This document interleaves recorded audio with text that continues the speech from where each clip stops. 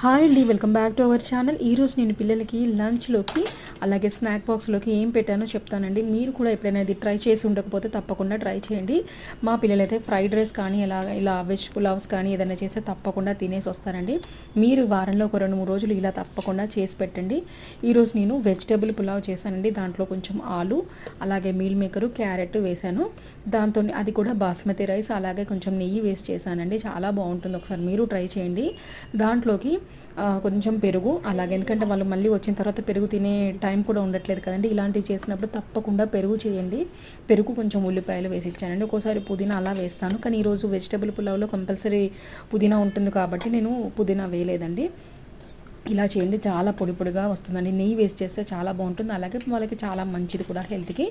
Dosa with పల్లీ chutney snack బాక్స్లోకి పెట్టానండి. ఇది మాత్రం వెజిటేబుల్ పులావ్. మీరు ట్రై చేసి ఉండకపోతే ఒకసారి ట్రై చేయండి.